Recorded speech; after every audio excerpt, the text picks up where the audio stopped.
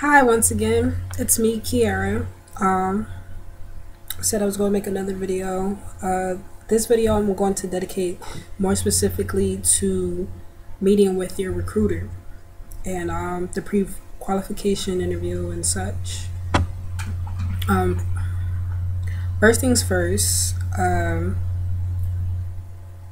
you need to understand if you are planning to join the Air Force or thinking about it or already starting the process. You need to understand whether you want to go active duty, reserve, or guard. Now, the Air National Guard and the reserves are more so the same. You spend you're basically at drill 1 weekend out of every month and 2 weeks out of the summer. And you can still, have a job as like a civilian job and such. However, the difference between the guard and the reserves is that the reserves is more so federally funded, and they're more like support, where the Air Guard, they're federally funded and they're state funded. More so controlled. I think the head of the chief of command for the Air Guard is their governor. However, if the government does need them, they can deploy them as such. That's all I know as far as I know. And then you have active duty, which is full time. You can choose up to four-year enlistment or 6 years, and then you do about 2 years as ready reserves, whatever and whatnot. So that's first. Also, if you have a bachelor's degree, you could consider becoming an officer and not even bother enlisting. However, as far as in my case, I just graduated from Westchester University with a degree in psychology, and I was thinking of becoming an officer. And after talking to my recruiter and some other people as far as the process, I've decided that it's just best for me to enlist for like a couple years or so and then go to officer training school. The reason why I chose that is because the officer jobs are pretty limited, and they're receiving so many applications for officer positions that it's kind of hard for them to just choose everyone. So I figure I have a better chance becoming an officer, enlisting. And also you get more respect being enlisted and then going to an officer, as opposed to becoming a civilian. Being a civilian and then becoming an officer. Also, only just because you don't know what they've been through, you can't necessarily relate to them, in my opinion. But anyhow, once you figured out what you want to do, you have more time to think about it, even after talking to your recruiter. But once you figured out what you want to do, and you meet up with your recruiter, more than likely someone who's stationed near where you live, they're going to ask you a couple questions, basically the pre-qualification screening interview, and they're going to ask you about if you have any tattoos, are you pregnant, for women, and if you have any kids, are you married, are you a single parent if you do have kids, and such. Your criminal, do you have a criminal background or ever been convicted, or even things as points on your license. Have you done any drugs? Also, had any medical conditions that they need to worry about, and also your education level, even like high school diploma, GED, bachelor's degree, associates, any kind of any amount of education that you have so far. Also, they're going to ask you about your height and weight. Now, as far as the pre-qualifying screening, there are a couple things that could possibly get you like basically DQ'd, and one is about tattoos. As far as the Air Force's policy about tattoos, you can have tattoos. You just cannot have them on your hands, not on your neck, and not on your face. Now, if you have any tattoos in any, they also want to know about the tattoos that you have in visible places while wearing uniform. And uniform, according to the Air Force, includes everything, including the PT training uniform, and that's just basically, you know, a t-shirt and some shorts. And the t-shirt, the sleeve is about up to here, I believe, and the shorts stop at about an inch or two below your knees.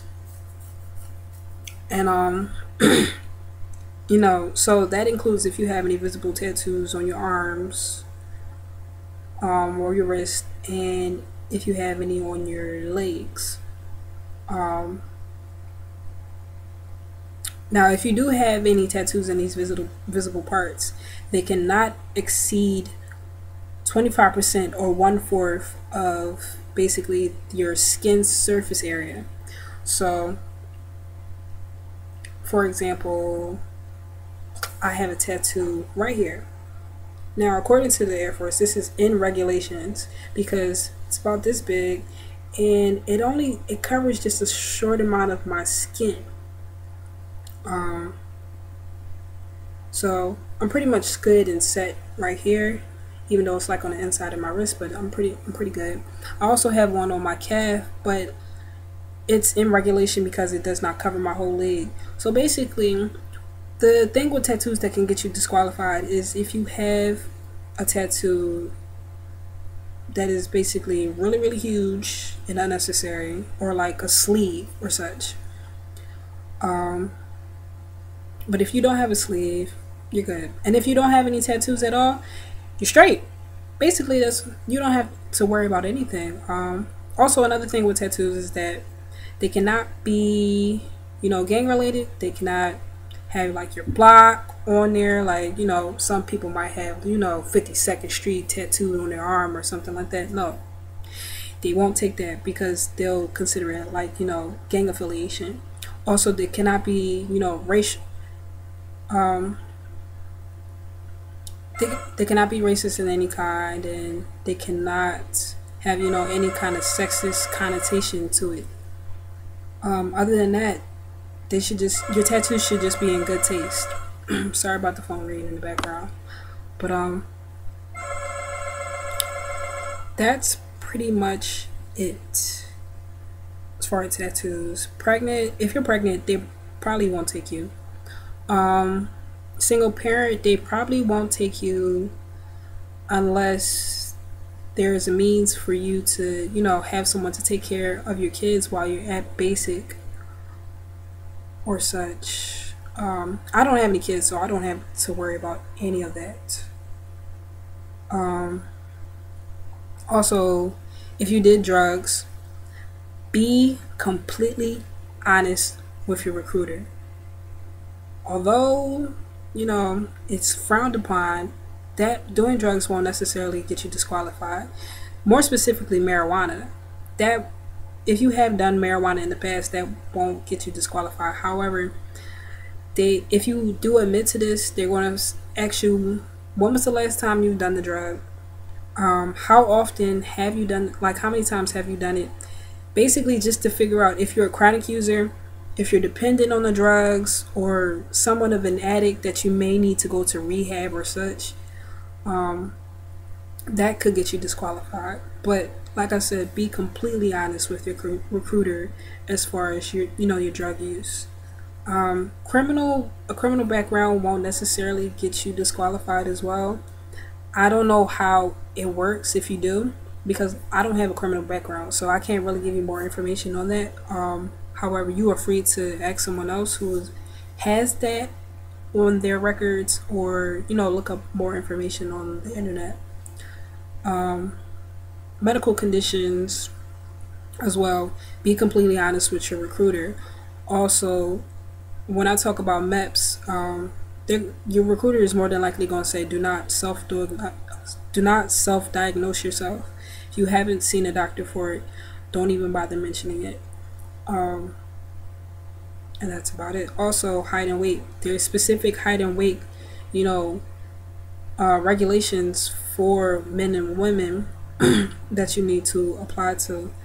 And if you're overweight, that won't necessarily disqualify you. However, because by the time you meet it with your recruiter and then ship out for basic, you'll have more than enough time to actually like work out and try to lose the weight. Now, if you're like extremely obese or something like that, I don't really know how that goes, so I can't really necessarily help you. Like for me, according to the Air Force, I'm about 5'3", even though my exact height is 5'3" and 5'3 3/4, more close to 5'4" than anything, but they round down.